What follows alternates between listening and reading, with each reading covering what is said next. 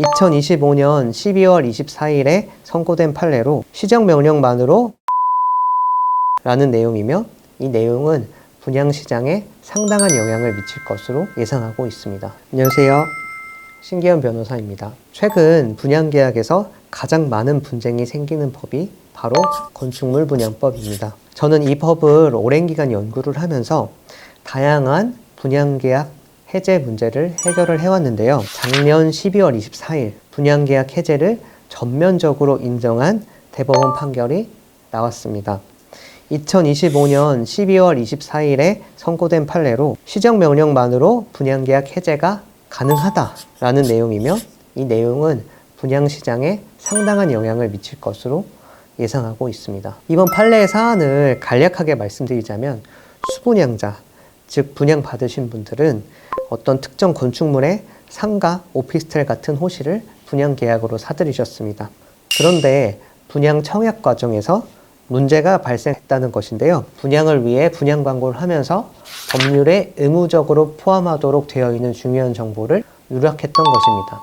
어떤 계획하에 어떻게 개발되고 있는지 건축물 분양법에 따라 분양 광고에 반드시 들어가야 하는 정보였습니다.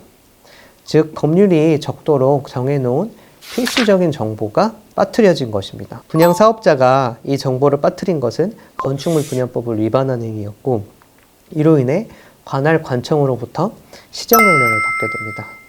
시정명령이란 법을 위반했으니 고쳐라 라고 행정청에서 내리는 명령이라고 생각하시면 쉽습니다. 분양을 받은 사람은 계약서에 분양사업자가 시정명령을 받으면 해제할 수 있다는 조항이 있기 때문에 이 시정명령을 근거로 우리는 이 계약을 해제하겠습니다 라고 분양회사에 통보를 합니다.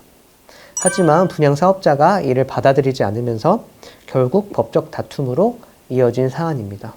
이 사건의 원심, 그러니까 1심과 2심의 재판에서는 수분양자들의 계약 해제 주장을 받아들이지 않았습니다. 원심법원은 분양회사가 시정명령을 받은 것은 맞다. 하지만 이 시정명령을 받게 된 위반 사유가 과연 계약을 뒤집을 만큼 중요한 위반이었냐를 따져봐라 라고 판단을 한 것입니다. 시정명령을 받았더라도 그 위반의 정도가 중요하지 않으면 해제할 수 없는 상황이라는 것인데요. 원심법원은 분양 광고에 지구단위 계획구역 관련 정보를 빠뜨린 것은 분명 법 위반이지만, 그것이 본래 분양 계약을 달성하기 어렵게 하거나 수분양자들이 이 사실을 알았더라면 계약하지 않았을 정도로 심각하고 중대한 위반이 아니다 라고 한 것입니다. 한마디로 사소한 실수를 한 것이고 그걸로 계약을 해제해 줄 수는 없다 라고 판결한 셈입니다. 이 지점에서 수분양자분들은 혼란에 빠질 수가 있습니다. 수분양자분들은 계약서에 해제할 수 있다 라는 사유가 명확하게 적혀 있는데 왜 안 된다는 것이지? 하고 혼란스러워 하셨을 수 있을 것입니다. 그러나 대법원은 이러한 1, 2심의 판단을 완전히 뒤집고 사건을 다시 심리하라 라는 의미로 원심법원에 돌려보내면서 수분양자들의 손을 들어주었습니다. 대법원이 제시한 핵심 법리는 바로 계약서에 적혀있는 문구의 뜻을 그대로, 문헌 그대로 해석해야 한다는 것입니다. 우리 법은 계약 당사자들이 합의하여 계약서에 이런 일이 생기면 계약을 해제할 수 있다 라고 명시했다면 그 내용대로 계약을 해제할 수 있다 라고 봅니다. 이번 판례와 같이 수분양자들에게 건축물 분양법은 계약을 해소하기 위한 중요한 법적 장치로 작용할 수가 있습니다. 건축물 분양법은 정식 명칭이 건축물의 분양에 관한 법률이며, 주로 오피스텔, 상가, 생활숙박시설 같이 시공을 하기 전에 미리 판매부터 하는, 미리 분양부터 하는 선분양 건축물에 대하여 적용되는 특별법입니다. 이 법이 중요한 이유는 크게 두 가지입니다. 첫째, 분양사업자가 수분양자에게 정확하고 투명한 정보를 제공하도록 강제함으로써 정보의 불균형을 해소하고 수분양자를 보호하려는 데 그 목적이 있습니다. 예를 들어서 분양 광고 내용, 분양 계약서, 기재사항 등을 법적으로 규제를 해요. 소비자들이 합리적이고 공정한 판단을 할 수 있도록 돕는 것입니다. 둘째, 불법적이거나 무분별한 분양행위를 방지하고 계약 당사자 간의 공정한 거래관계를 확립하여 부동산 시장의 안정을 유도하는 법률입니다. 즉, 이 법은 수분양자들이 거처 마련이나 투자 과정에서 예상치 못한 피해를 입지 않도록 사전에 예방하고 만약 문제가 발생했을 때는 그에 대한 적절한 구제책을 마련하도록 해놓은 것이다 라고 이해를 하시면 되겠습니다. 판례에서 대법원은 이번 분양계약서에 분양회사가 건축물 분양법 제9조에 따른 시정명령을 받은 경우 수분양자들은 이 계약을 해지할 수 있다 라고 명확하게 쓰여 있다라는 점을 강조했습니다.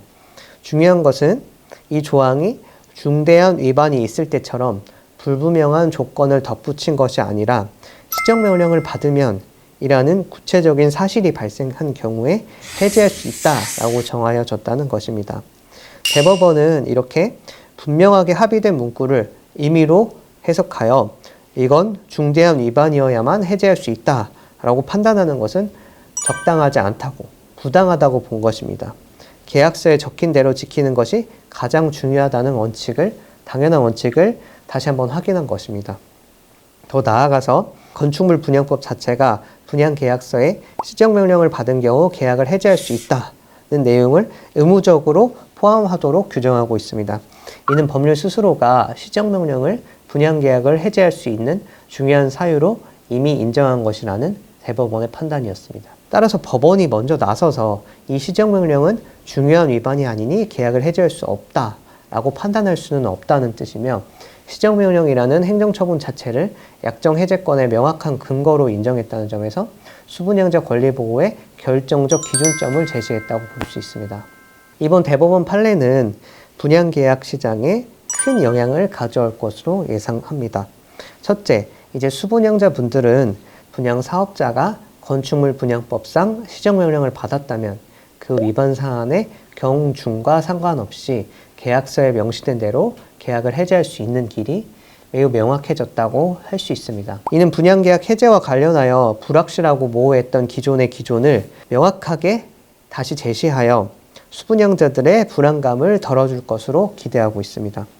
이 쟁점은 비단 시정명령뿐만 아니라 과태료나 벌금형에 대해서도 마찬가지라고 할 것입니다. 둘째, 분양회사들에게는 계약서 내용을 더욱 신중하게 준수하고 나아가 건축물 분양법을 더욱 철저히 준수해야 한다는 강력한 메시지를 던져줍니다.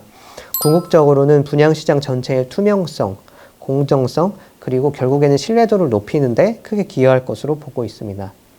분양계약 해제와 관련한 복잡한 법률 문제는 혼자 고민하시기보다는 반드시 전문가와 상의를 하여 해결을 하시는 게 현명합니다.